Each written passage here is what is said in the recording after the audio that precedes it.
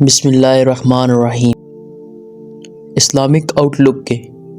معزز ناظرین گرامی، السلام علیکم۔ لوٹ آؤ کہ اب بھی وقت ہے۔ یہ فیصلہ کرنا بہت دشوار ہے کہ 11 سال پہلے جس صلیبی جنگ کا آغاز امریکہ کے سابق صدر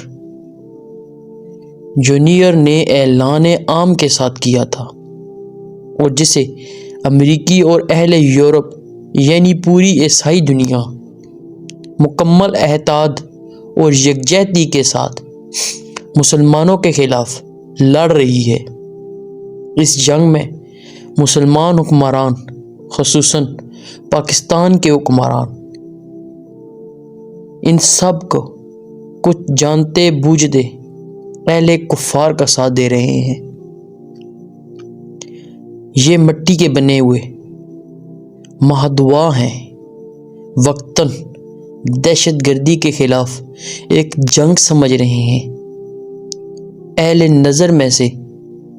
مراد وہ مسلمان ہیں جنہیں رتی بھر شک یا ابہام نہیں کہ یہ جنگ اصلاح مسلمانوں کو نیست و نابود کرنے یا کم از کم مکمل طور پر مفلوج اور محکوم بنانے کے لیے یہودیوں اور عیسائیوں نے شروع کر رکھی ہے، اور اس دہشت گردی کا نام محض دنیا کی آنکھوں میں دھول جھونکنے کے لیے دیا گیا ہے۔ اکثریت کی رائے یہ ہے کہ ہمارے حکمران سب کچھ جانتے ہیں، وہ اس جنگ کی اصل حقیقت سے اچھی طرح واقف ہیں، اور اس کے باوجود مسلمان اور اسلام سے غداری کے مرتکب ہو رہے ہیں، جبکہ اقلیت کی رائے یہ ہے کہ ہمارے یہ حکمران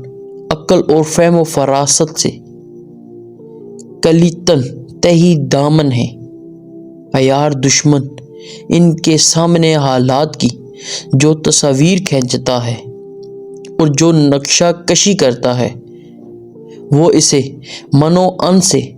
تسلیم کرتے ہیں اور اپنی طرف سے دہشت گردی کے خلاف جنگ کر رہے ہیں، اور اس غریب قوم کے وسائل اس بے سر و پا اور بے چہرہ رنگ اور جنگ میں کم عقلی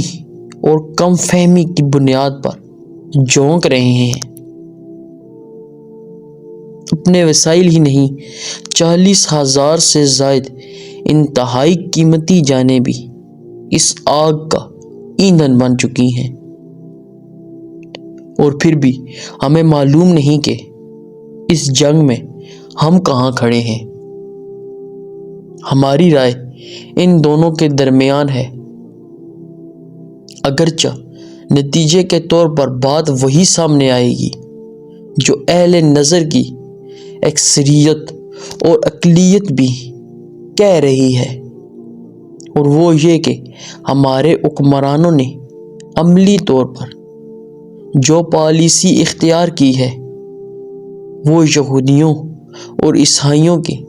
ایجنڈے کو آگے بڑھا رہی ہے، اور وہ اس ایجنڈے کی تکمیل میں ان کی مدد کرنے کے لیے ثابت ہو رہے ہیں۔ اس حوالے سے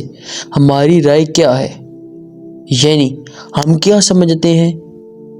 کہ دہشت گردی اس نام نہاد جنگ کے حوالے سے ہمارے حکمرانوں کی ذہنی کیفیت کیا ہے،